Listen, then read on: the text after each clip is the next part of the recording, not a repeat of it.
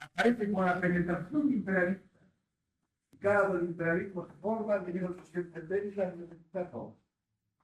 Aquí en otro proletariado, el que conocemos, más o menos diferenciado de los campesinos del artesanado, comienza coincidiendo con el siglo XX, primeros decenios del siglo XX. Entonces, un proletariado sumamente joven y este aspecto. Por la época de Zapata, el proletariado no tiene 100 años de historia, que es insignificante en el desarrollo de los pueblos. Pero además, es un proletariado joven por su promedio de vida, más o menos 35 años de promedio de vida, por la naturaleza de la actividad productiva en la que interviene esta clase obrera, por la industria extractiva. No solamente, porque uno no puede estar muchos decenios como minero, se muere por la enfermedad o por accidente, sino porque precisa la brutalidad del trabajo de la minería, precisa que el obrero sea joven relativamente. En otros países, el nivel de vida va a elevarse hasta los 55 años, por ejemplo. Aquí solo hay un promedio de 35 años. Y en las minas, sobre todo en el interior de la mina, aún el promedio es mucho más bajo. Es posible encontrar obreros relativamente viejos en los ingenios, en las maestranzas, etc. Pero no en el interior de la mina. ¿Cómo podría, con esta edad, realizar el trabajo en los socavones? Pues estas características van a tener mucha influencia en la conformación de la clase como conciencia y como psicología. Por ejemplo, la clase obrera boliviana tiene una periodicidad excepcional que no tiene otro proletariado. Otros proletariados en realidad dan la impresión de ser un conjunto humano que lucha de una manera muy meditada y muy calmada. Muchos proletariados explosivos. Explosivos por su extrema juventud y además por la naturaleza del trabajo que realiza. Es el contacto cotidiano con la muerte. Y eso aquí es la minería. Entonces viene una especie de desprecio a la vida del sector predominante en el proletariado. Seguramente lo tiene por los ferroviarios, incluso los obreros también. Pero sí es el rasgo predominante del sector fundamental del proletariado que es el minero. Aún había que puntualizar y decir que es un proletariado que está vinculado con el campesinado, cotidianamente vinculado con el campesinado. Va a reproducir en sus actuaciones muchos rasgos campesinos. Bueno, estos son los rasgos diferenciales de la clase obrera boliviana. Y hay que tomar en cuenta en función de los rasgos generales de la clase obrera. Ahora vamos a explicar por qué razón este proletariado no solo es revolucionario, sino porque es altamente politizado. Fíjense la narrativa. El proletariado boliviano, sin embargo, es muy politizado. Es una contradicción para mí. Estamos obligados a comparar al proletariado boliviano con la burguesía nacional. Hemos dicho que la burguesía boliviana, la burguesía nacional, está relativamente expropiada por el imperialismo en el aspecto económico y político. Es insignificante económico y políticamente hablando, porque su lugar, en cierta medida, está ocupado por la gente. Se puede importar más no puede importar una burguesía. Entonces, es sumamente insignificante en su papel político y económico.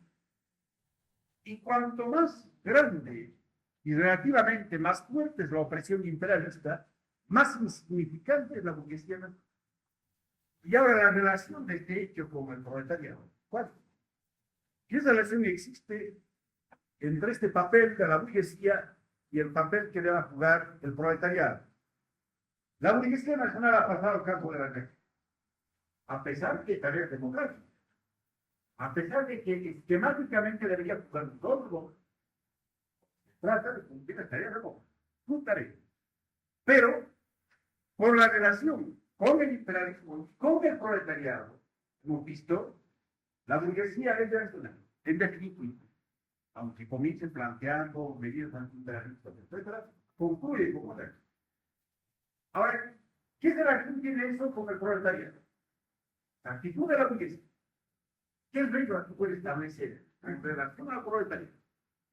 Piensen, hagan ustedes, concéntrense y hagan un esfuerzo de responder con todos los elementos que manejan, hagan un esfuerzo de responder. Si ustedes tienen una actitud tan pasiva de solamente escuchar lo que yo hablo, no van a poder asimilar. ¿Te das cuenta?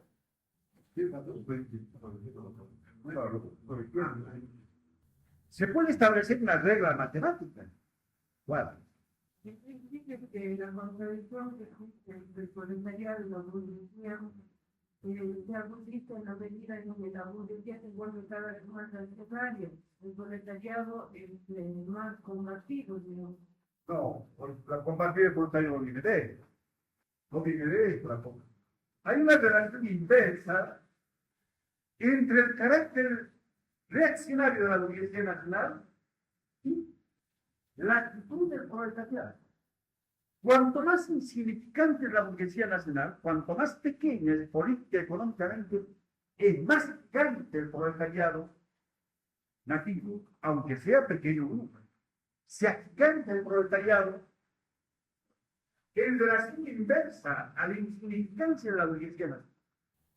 Lógicamente, en un país tan atrasado, y ese atraso va a estar indicado por la insignificancia de la burguesía nacional, las tareas democráticas son muy grandes, no las democráticas. Pero como es reaccionaria la burguesía, esas tareas gigantes van a tener que cumplirlas del proletariado. El proletariado numéricamente pequeño. Entonces, políticamente se tiene que agigantar. Hay una relación inversa entre el domo revolucionario político del proletariado y el carácter reaccionario de la burguesía. Si, por ejemplo, la burguesía nacional en Bolivia, la burguesía industrial fuera muy grande, tendríamos un importante desarrollo industrial, por ejemplo, como el argentino o el brasileño. Es indudable que la burguesía jugaría un gran rol político y económico. En esa medida, el proletariado boliviano quedaría relativamente achatado, aunque no tendría que actuar, ¿sabes? Pero tendría todavía que vivir la experiencia de una burguesía capaz de entrar en ficción franca con las características de todo. En esa medida tardaría bastante en incorporarse como dirección nacional de la democracia. ¿Por qué? Sería como el proletariado argentino que todavía no puede superar el experiencia peronista. El movimiento político de la izquierda quedaría atrapado en las redes del peronismo mucho tiempo.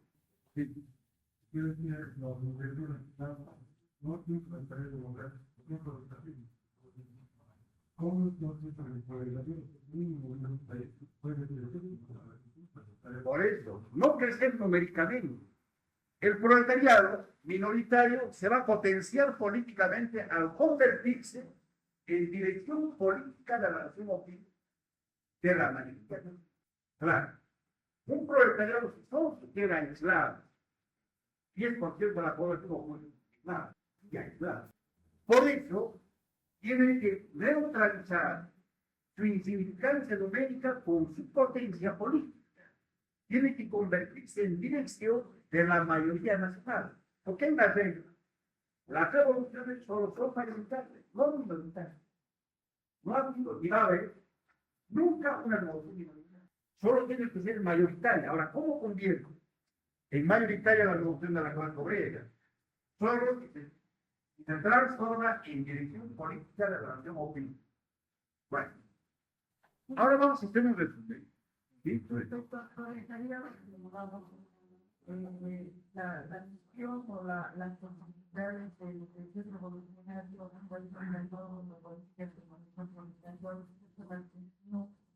el hecho de que no tenga una perspectiva política clara, digamos, con el partido político, da la posibilidad de que tenga una posibilidad de desarrollo capitalista. No, no. Entonces, ¿cuál sería la estrategia del proletariado? Como tiene su propio partido, ¿no? Pero, El proletariado es revolucionario independientemente de su número. Es revolucionario por el lugar que ocupa en el proceso de la producción. Por eso es revolucionario. En todas partes. En Bolivia, en la Argentina, etc. Ahora, el ritmo y la medida en que este proletariado se estructura como tal, es decir, como partido político, está en relación con la naturaleza de la burguesía, con el grado de dependencia o independencia de la metrópoli, con que pueda o no puede estructurar su propio partido político. Así como en Argentina organiza un movimiento político como el peronismo, que es de la burguesía industrial, en fricción directa con el imperialismo, será un obstáculo en la estructuración del proletariado argentino como partido político. No como clase revolucionaria, pero todavía falta que se estructure como partido político. Va a tardar bastante, porque la capacidad política de la burguesía argentina es mucho más elevada que la capacidad de una burguesía industrial casi inexistente en Bolivia. En Bolivia, el partido de la burguesía nacional es el MDR, pero es un partido que nace teñido de obreros, toma la consignas del proceso para aparecer como partido. Es un partido que no tiene una metodología clara de partido político, solamente en sus objetivos. Entonces este partido apenas se ha podido estar un doble sexenio, se ha agotado totalmente, más no el peronismo. Y el peronismo es anterior o contemporáneo al dinero. Tiene un vigor tal que la izquierda peronista actualmente todavía muestra perspectiva a ese proletariado y actúa como un gran chaleco de fuerza que le impide desarrollarse políticamente. Eso queremos decir, ¿no? Bueno, vamos a hacer un resumen del estudio de la clase obrera, 3 o 4 hitos de su formación de la clase obrera boliviana, para que vean ustedes en comparación con el proletariado de otros países, para que vean las diferencias que hay en el proletariado boliviano. ¿Qué cosa quieren preguntar hasta aquí? Bueno, y ustedes seriamente tienen que trabajar en un grupo, y no van a poder avanzar, no van a poder asimilar las cuestiones integrales. Estamos viendo, tienen que hacer una que casi es una regla, comenzó siendo organizada por la clase dominante, concretamente por el Partido Liberal. Las primeras organizaciones sindicales están políticamente controladas por el liberalismo. Los obreros de este periodo van a seguir la política de la clase dominante. Sin embargo, el proletariado de Estado, desde que corresponde a la contradicción fundamental de la sociedad entre fuerza productiva y relaciones de corrupción, es una clase revolucionaria. ¿Cómo tendencia? Porque mientras se mueve bajo la dirección política de un sector de la clase dominante, de los dueños de los medios de producción, todavía no está totalmente formado como clase. Se va a formar, pero todavía no es clase para sí, solo clase en sí. Esta clase, organizada por la clase dominante, que no tiene una propia ideología, que no tiene objetivos propios diferenciados de la clase dominante, es una clase enajenada ideológica y organizativamente. El partido político en el que está el proletariado es el Partido Liberal, partido de la burguesía comercial, de la feudal burguesía boliviana, que se convierte en el canal con el cual penetra el imperativo. Sería absurdo decir que esta clase pudiese consumar un histórico, o sea, revolucionar la sociedad. No puede. No puede porque no tiene una fisonomía propia, no tiene una independencia de clase. Entonces, no es suficiente indicar que el proletariado es una clase revolucionaria desde que existe. Todavía hace falta establecer si esa clase adquiere o no conciencia. Ahora, hay un problema. Podría existir el Partido Revolucionario en esta época, 1900 a 1914, que es cuando aparece el primer partido organizado. Y en este periodo, ¿podía o no podía existir el partido? Si consideramos que el partido se programa, por las razones que hemos indicado, ¿qué creen? ¿Podía o no podía existir el partido? Cuando la clase obrera está en el seno del Partido Liberal, ideológicamente y organizativamente. Pero es que la fisonomía propia nada tiene que ver con el programa. Y la prueba está que existen organismos de la juventud liberal que plantean la posibilidad socialista. Puede existir el programa, porque ese programa no va a ser elaborado por los obreros. Puede ser, pero no es fatal. Puede estar elaborado por los universitarios o por los intelectuales. Y por tanto, puede darse como programa. Pero se va a dar como un significado, como una tendencia, como un programa, como una posibilidad de encontrarse en las masas, o no. Más tarde o más temprano pueden entroncarse en las masas. Pero el partido como programa puede ya dar, a pesar de que la clase obrera esté encerrada en el liberalismo. Bueno, ¿cuál es la tendencia de una clase revolucionaria, en este caso el proletariado? Organizado por la clase dominante, por un sector de la clase dominante, por un sector extraño al partido revolucionario. El liberalismo, en la medida en que era expresión de la burguesía comercial, era la negación misma del proletariado. Y sin embargo, este liberalismo, este sector de la clase dominante, organizó a los trabajadores, incluso sindicalmente. Saben ustedes que la lucha sindical significa una disputa por el destino de la plusvalía. Es decir, los liberales organizaron a los obreros para que ellos les planteen una distinción ganancia. Porque políticamente tenían necesidad de los obreros para luchar contra quién. ¿Por qué organizaron los liberales a los obreros? Para luchar contra otro sector de la clase dominante. Es lo que dice el manifiesto. La clase obrera luchando contra los enemigos de sus enemigos.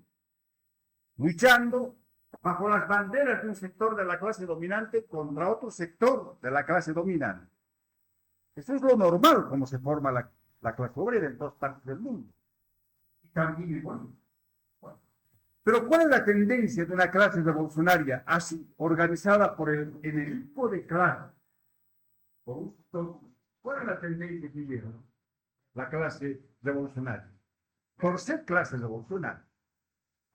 Es decir, por no tener propiedad de los medios de producción. ¿Cuál es? A plantear sus propios objetivos. No bien se incorporan de una manera inevitable. Y ya hemos dicho que el proletariado es como instinto igual a tener. Aún esta etapa que no consciente, es puramente instintiva, este proletariado es sinónimo de socialismo. No es aún conciencia ni programa, pero es actividad cotidiana instintiva, y en ese momento de la actividad cotidiana instintiva, cuando la clase obrera adquiere cierto grado de experiencia en la lucha cotidiana instintiva, choca de manera inevitable con la clase dominante. y así comienza planteando sus propios procesos. Que va a infierno de la clase dominante. Se va a rebelar contra su organizador, que es el liberalismo. Efectivamente, la diferenciación política dentro del liberalismo se va a producir a través de la propia historia del liberalismo. Es un proceso muy parecido al año 51. O sea, la victoria que va a pasar a través del Partido Radical, que va a tener un sector obrero radical, porque es sumamente diferente, y de las ramas republicanas del liberalismo, particularmente de lo que más trata de ser el Partido Republicano Socialista, el Partido Socialista. Los obreros, en este momento, han madurado únicamente para exigir reformas a la sociedad capitalista. Esas reformas se resumen entonces en la dictación de leyes protectoras del trabajador. Porque, como se venía de la época colonial, las prestaciones sociales, la asistencia social la daban los obreros. La gran innovación del liberalismo fue formular un sistema legal de protección a la fuerza de trabajo. Ustedes saben que hemos indicado, toda ley es la voluntad de la clase dominante. Y la ley protectora de la fuerza de trabajo es también la voluntad de la burguesía de preservar la fuerza de trabajo en buenas condiciones para poder explotarla mañana. En esta medida entra en fricción con los intereses del empresario particular que quiere enriquecerse rápidamente, aún a costa de la destrucción de la fuerza de trabajo. Pero la clase como tal, su conjunto, presentada por el Estado, preserva la integridad física de la fuerza de trabajo. Ese sentido tiene la legislación social. La legislación social no es liberadora, reglamenta la explotación. Bueno, los obreros, líderes obreros afiliados al Partido Liberal, propugnaban esta reglamentación de su propio estado de explotar. Habían madurado solo hasta esa altura. Cuando comprobaron que el Partido Liberal no podía mejorar sustancialmente el sistema, es decir, darles buenos salarios y un ordenamiento jurídico completo de protección de la fuerza de trabajo, ellos comenzaron a rebelarse contra la dirección liberal. Desde esa época, Bolivia es un país particular por su pobreza. Si en los otros países capitalistas los obreros conocieron un periodo de grandes reformas sociales, en la época de la del capitalismo y del florecimiento de la socialdemocracia, del reformismo de la socialdemocracia, que se basa en mejorar las condiciones de vida y de trabajo de los obreros. En Bolivia no, es el florecimiento. No hubo un florecimiento del reformismo, porque este país no ofrece bases materiales para el desarrollo de la democracia. Es un país de pobre. Por eso, en la historia de la clase obrera boliviana, de las ideas políticas, está ausente el reformismo como una gran tendencia. No hemos tenido nosotros un gran periodo socialdemócrata. Ha habido influencia de la socialdemocracia, porque los partidos socialistas en alguna forma han copiado los lineamientos de la socialdemocracia, pero ha carecido de vigor ideológico, porque no ha habido este movimiento real de grandes reformas sociales. Este es un rasgo distintivo del país, que se refiere a la extrema dureza de la lucha de clase, lo que no permite un gran florecimiento del reformismo ni del centrismo. Este es un país en el cual la batalla se libra entre las posiciones extremas, de la derecha o de la izquierda. La tendencia centrista es aquella que fluctúa entre los extremos de una u otra postura. Por ejemplo, actualmente la tendencia centrista con aquellas democratizantes marxistas, que quieren conciliar el marxismo con la democracia, a pesar que es irreconciliable.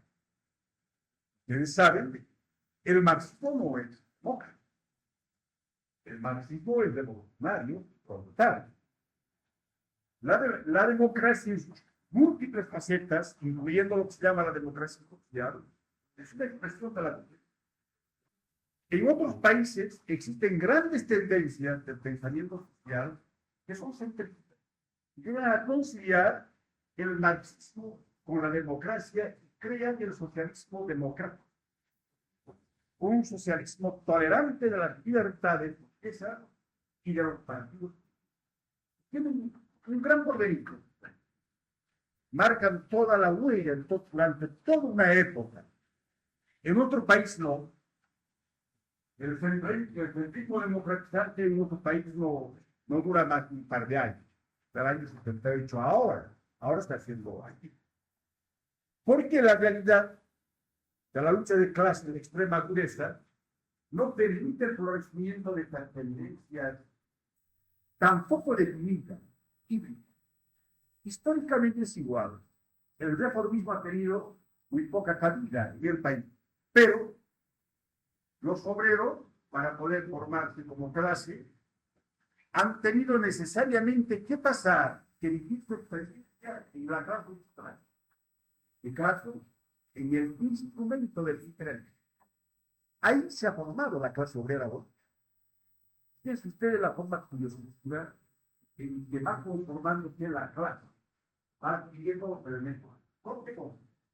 Solamente aprende a través de su propia experiencia. Hemos dicho que, en realidad, podría decir que los obreros asimilan las lecciones a través de las manos. Aprenden su propia experiencia. Bueno, esto explica por qué la clase obrera, cuando va a cobrar su propia fisonomía, va a pasar a través de la lucha faccional de los partidos de la clase que les extrae. En esta época del Partido Liberal, más tarde del MNR, por ejemplo, es sorprendente que todavía el sí pueda hablar a voz de los obreros, cuando él no es una expresión política de los obreros, sino de la burguesía.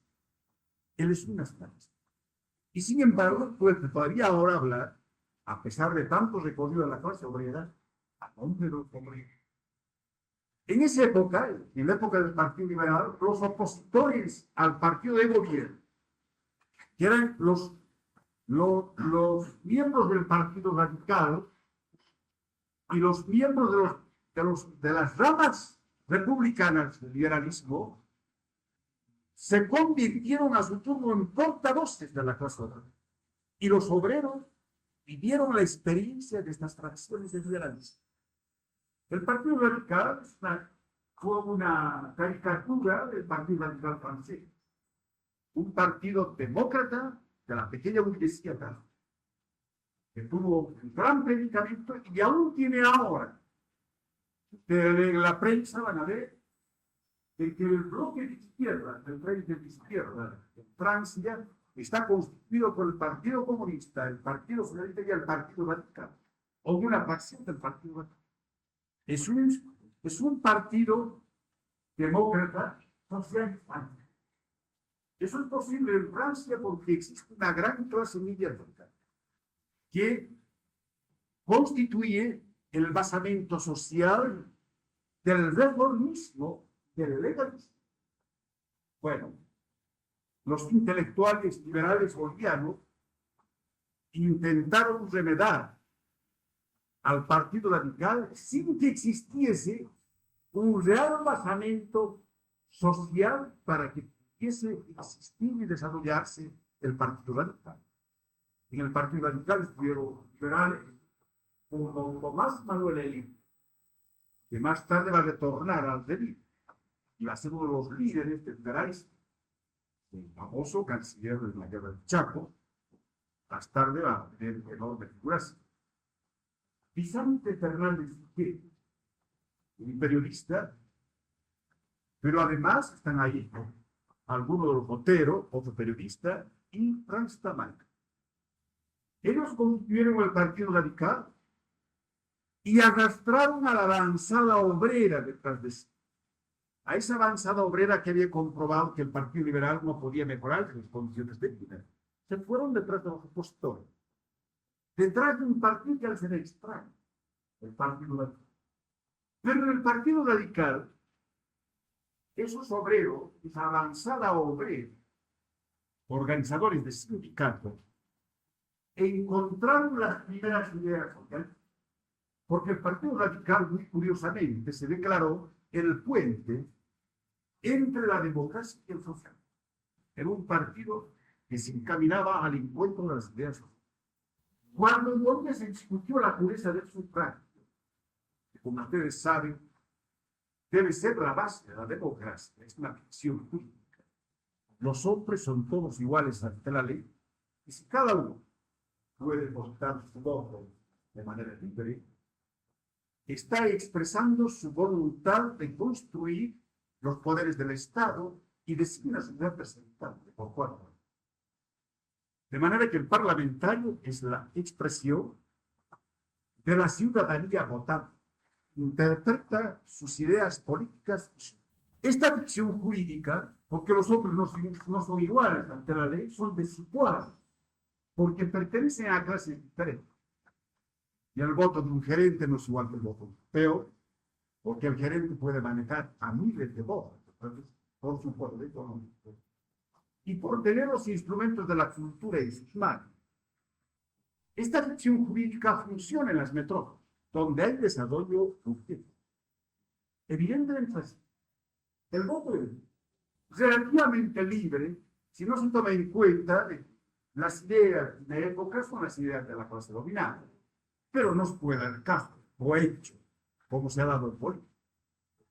Bolivia, una época en la elección de fines del siglo XIX, de Arce y Alonso, donde se colocaron mesas para comprar votos. Se vendían los votos a los votos. Eso es típico de un país donde no puede funcionar esta ficción de la democracia burguesa.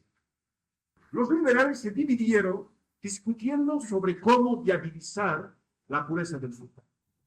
A pesar que el tema es tan extraño al movimiento obrero, porque ellos lo han inventado como método propio del parlamentario y por tanto el recurso del sufragio. Si no han inventado la web para imponer a través de la acción directa sus reivindicaciones. Los obreros son huelguistas, no son sufragantes. Sin embargo, de eso, los obreros siguieron a las ramas liberales que pelearon entre sí acerca de cómo materializar en el país la pureza del sufragio. Se dividieron en las ramas republicanas, una más derechista que la otra. Los trabajadores siguieron más a veces líderes a las huestes del Partido Republicano, que va a ser timoniado por Bautista Saavedra, y que después de los años 30 se va a llamar Partido Republicano. Después de seguir el pueblo, llegar al convencimiento de que ningún partido de raíz liberal interpretaba sus aspiraciones, los obreros se plantean la urgencia de estructurar todo, pero no de una manera tan espontánea como vertical. Si el relato acabase aquí, sería un planteamiento equivocado, porque no se adapta, ni se da. La necesidad de estructurar el propio partido de la clase obrera ha sido posible gracias a la levadura de ideas que al seno de las masas llevaron los intelectuales del liberalismo, las ideas sociales. Y es posible que hubiese planteado el año 1914 la estructuración del partido, el primer partido socialista, porque estuvo presente el factor de mediación que hemos indicado. El año 1904, y ustedes en pleno auge del liberalismo, un núcleo de jóvenes liberales universitarios estructuraron el Centro Agustín Azquiano. Bajo la influencia de un radical peruano, Lino Urquieta, que estaba desterrado en Bolivia, publicaron una hoja de propaganda y realizaron la difusión de las ideas socialistas en los medios obreros. En los medios obreros liberales. Ellos lo llevaban un cajón, paraban en la plaza de San Francisco, donde había un mercado, reunían a la gente y propagaban las bondades del poder. Más o menos el año 1906, en la hoja de este núcleo de intelectuales liberales, que los mismos llamaban radicales socialistas, aparece impresa la consigna clásica del marxismo proletario del mundo. Es decir, no solo que eran radicales socialistas, sino que colocaban en primer término el internacionalismo proletario. Pero bien o mal, este era un grupo universitario. Estaba Tomás Monge Gutiérrez, que más tarde va a ser nada menos que presidente de la Rosca después del año 45. El propio equipo Urquieta, y en la hoja colaboraba hasta Alcides Arguedas. Arguedas, solamente que era un liberal, no que era un liberal fascista, seguidor de las teorías de René Moré. Sin embargo, a él se le debe la primera gran novela de Latinoamérica. Estos jóvenes tuvieron el mérito, pese a ser liberales, de llevar las primeras ideas a la clase obrera que van a permitir la transformación de la sociedad. Están cumpliendo el rol primario del partido político, sin ser partido político, porque están actuando como canal que lleva la teoría que puede permitir a los explotados comprender su propia situación, adquirir conciencia de lo que son y de lo que pueden ser. Que ese es el proceso de la conciencia de clase. El año 1914, si efectuamos un núcleo de obreros en Potosí, cuyas huellas se han perdido, y que eran propagadores de las ideas tal vez anarquistas, porque negaban la legitimidad de la propiedad privada. El marxismo no niega esto, hemos visto ya. El marxismo cree que la propiedad privada fue una necesidad histórica. No un hecho legal, sino un hecho necesario, producto del desarrollo de la sociedad. El año 14 existe La Paz, una de comercio, el Centro Obrero de Estudios Sociales, que es un centro de obreros, no de intelectuales, de ex-liberales, que se declara abiertamente marxista. Ello, en el año 14, ni duda cabe, sobre la gran influencia del Partido Socialista Argentino, que va a ser uno de los pilares latinoamericanos de la socialdemocracia.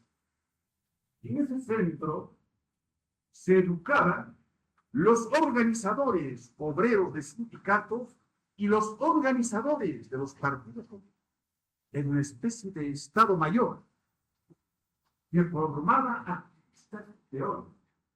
Una cosa sumamente curiosa, tenida de análisis, donde los jóvenes artesanos eran a su turno doctores y artesanos, sastre, doctor, zapatero, doctor. Ahí están las dos grandes figuras en la historia social boliviana.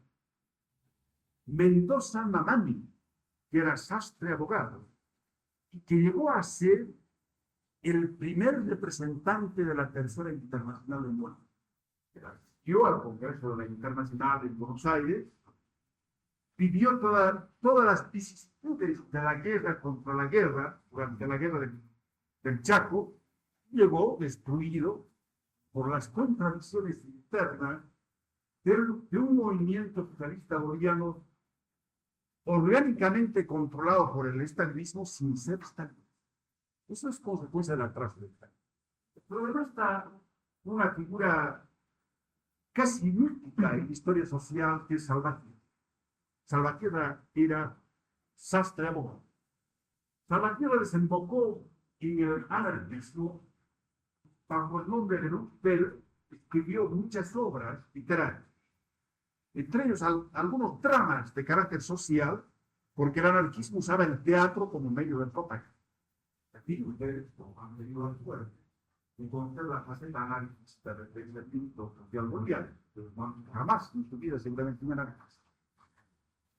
Hubo pues una época en el país donde el anarquismo tuvo su propia influencia en el movimiento obrero, tuvo su propia expresión, su expresión organizada e ideológica. Una de esas figuras salió del centro obrero de Filosofía. En realidad se ha valorado poco la importancia que tiene este centro en la formación de la clase. Los bolivianos, cuando comenzaron a actuar como obreros, no se limitaron, a diferencia de los estudiantes y de los intelectuales, a copiar literalmente los textos que venían del exterior. No, que tiene una particularidad muy criolla en su pensamiento. En este centro encontramos a uno de los pocos utopistas en Bolivia, que hizo una descripción utópica de lo que sería la futura sociedad humana. Y le dio su lógico, él procuró unas repúblicas comunistas latinoamericanas. Y escribió un folletito cómo iba a funcionar una Bolivia comunista dentro de una Latinoamérica comunista. El mundo hubiese sacado su cerebro al margen del conocimiento de la realidad del país. ¿Llegó mal? ¿Qué es lo que viene a través de esta gente? Para poder transformar a la clase. Viene un marxismo incipiente, pero viene como un intento de instrumento para conocer la realidad del país y de la clase. Que va a permitir proponer una política. Va a permitir que la clase obrera adquiera su propia fisonomía, su propia ideología, su propio programa, por muy equivocado que sea, y a diferenciar en el seno de las otras partes. En el caso de Bolivia, en el seno de la nación oprimida. Es decir, se va a cumplir ese proceso que indica la ley.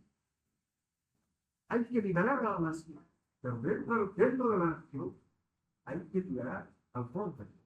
Y liberar para el proletariado quiere decir, liberarse para el proletariado quiere decir adquirir su propia fisonomía.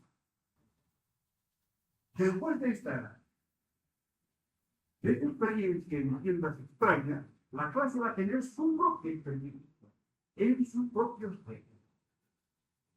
Y va a haber hasta la guerra del Chaco no menos que una decena de partidos obreros socialistas, de partidos socialistas, de un partido laborista, mejor, laborista, de un partido socialista revolucionario y de un partido comunista. Esto por los años 20. Bueno, ¿qué ocurre pues cuando la clase obrera pasa por esta infinidad de partidos? Partidos que se organizan y naufragan.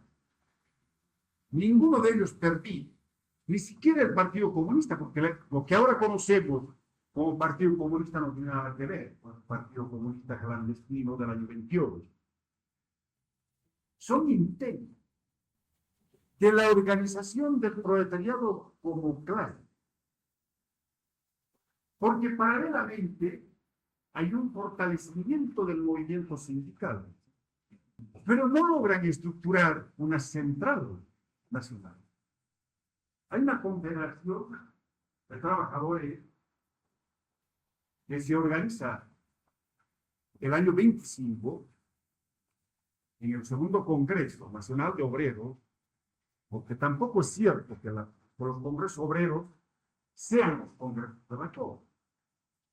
Antes de este congreso de la COP, hubieron hasta la guerra del Chaco, 4 congresos obreros nacionales, y después de la guerra del Chaco, otros tantos congresos de la otra central que se llamó la CSPB. La clase intenta organizarse como tal, a través de estos partidos y de su movimiento sindical. Es decir, intenta comprender sus objetivos históricos, pero no alcanza esa comprensión. No alcanza esa comprensión. Porque en ninguno de los programas de esos partidos, exceptuando los socialistas revolucionarios, se indica como objetivo la dictadura del proletariado. Es muy difícil orientarse en tanta variedad de partidos socialistas. Y muy difícil llegar a la conclusión a la que llego, de decir, bueno, pero la clase no estaba todavía estructurada. Pero si tenía partido político, ¿por qué no estaba? Porque el programa de ese partido, que se llamaba obrero, no era tan bueno. Porque no alcanzaba a expresar la finalidad estratégica de la clase. Algo mal. Ni siquiera esos programas comprendían a cabalidad lo que era el país. Todos ellos tenían a Bolivia como un país semi-feudal. Es decir, equivocadamente concluían que las fuerzas productivas no estaban maduras para hacer posible la construcción proletaria. Era pues una clase obrera que en alguna forma justificaba su permanencia en las garras de la clase dominante, porque la estructura económica no le permitía liberarse del todo y acaudillar al resto de las masas. Si la clase actuó en los primeros momentos como un freno para la organización del partido, ahora el partido se convertía en un freno para que la clase fuese del todo consciente, porque tenía un programa extraño. Esa es la interrelación que hay entre el partido, claro. Cuando la experiencia cotidiana y instintiva de la clase es insuficiente, esta clase conspira contra el partido revolucionario. Pero cuando el partido que pretende ser revolucionario no comprende la finalidad estratégica de la clase, porque no analiza debidamente la realidad en la que actúa, ese partido es el obstáculo más grande para la evolución de la conciencia de la clase, para la estructuración de la clase. No sé si ustedes captan bien la relación entre partido y clase. ¿Quieren ustedes resumir eso? No tienen claro, ¿verdad? ¿Por qué no preguntan? Ya se lo que ustedes. Ahora, para ver, ¿quién puede explicar? ¿Cuál es la relación partido y clase? ¿Por qué somos un fenómeno mecánico? Partido y clase. Bueno, en realidad te hago así. Cuando la clase obrera va siguiendo conciencia a través de su experiencia diaria y su vida diaria, esa conciencia que tiene es totalmente intuitiva. Entonces, germen de conciencia va, digamos, hablando, repito, a través de esta experiencia. En todo momento va cruzando contra la clase enemiga, que va tocando, contra el oponente. Pero ¿y la relación con el partido? Pero esa querida, digamos, se da la primera condición para la exploración de un partido, que todos los lenguajes, digamos,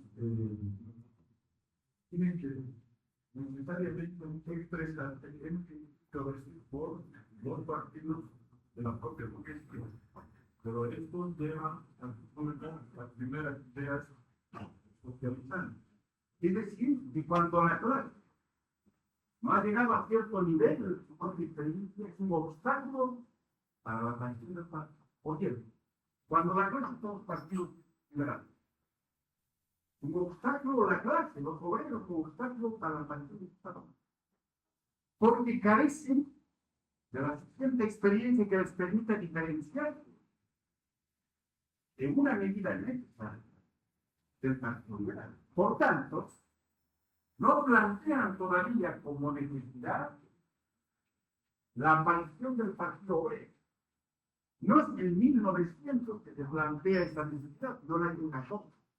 Los primeros van a necesitar 3 ingenios bajo la experiencia liberal para llegar a la conclusión de que debe plantear la forma que se está ocupando. Y aquí estamos. El partido no siempre impulsa la clase, puede frenar el desarrollo de la constitución. Puede ser. ¿Cuándo puede ser? Cuando el servicio no comprendió lo del No conoce el país, conoce la clase. Pero a veces ni siquiera es problema. Una montonera. Digo, porque de manera oportunista actúan en cualquier cosa. Son obstáculos en la formación de la clase. Por ejemplo, los partidos democráticos canales de la influencia burguesa son partidos antiobreros, ¿no? Porque oscurecen la conciencia de los trabajadores, los vuelve democratizantes, ya no revolucionarios, adoradores del parlamento de la legalidad.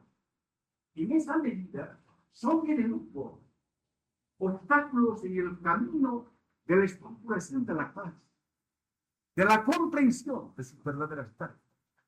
Bueno, este es el primer periodo. La clase obrera comenzó planteando así sus objetivos de una manera tan imperfecta, porque durante todo este periodo no se planteó la finalidad estratégica de la dictadura y de la revolución proletariana. Era además incomprensible para los socialistas de época, estaba bien, pero estaba bien para Europa. No para en Europa podía haber dictadura de proletariado, pero no es. Cualquiera, pobre, con muy poco proletariado, poco industrializado, por tanto no corresponde. La experiencia nacionalista y la más grande experiencia de la clase obrera, en cuyo seno se estructura como una. Aquí todavía no está. Va a ser preciso que aún parte por la experiencia nacional. Aquí llamamos nosotros nacionalismo. Nacionalismo le llamamos a los movimientos populares dirigidos de manera inmediata por factor mediato, de manera directa o no, queremos decir, por la burguesía nacional. Y que lógicamente intentan cumplir esta tarea. Es todo los movimientos, los grandes movimientos. Es la nación oprimida, movilizada bajo la dirección para cumplir la tarea. Y esa es el derecho a la liberación nacional. Esa es la experiencia. Es el movimiento nacional. También un componente básico de este movimiento nacionalista, la clase obrera. La experiencia nacionalista comienza después de la guerra del Chaco con Toro, que se llama el socialismo militar, porque se llaman a sí mismos gobierno socialista. El gobierno de Toro se llama Junta Militar. Es un periodo interesante porque la clase obrera, por obra y gracia de los expertos Martín, de Anaya, que van a apuntar más tarde el movimiento socialista, desemboca en las trincheras de estos gobiernos militares. Es decir, ya no es la clase dominante la que va a organizar a los obreros, sino que los obreros organizados, empujados por su dirección política y debido a circunstancias concretas, coyunturales en ese momento, van a retornar a las trincheras de la clase dominante. Todo lo que adquirieron en este periodo como independencia intelectual, ya de organizar al partido independiente, se va a perder. Van a perder su independencia de clase. Podría pensar que es como el cero, pero la historia no se desarrolla así.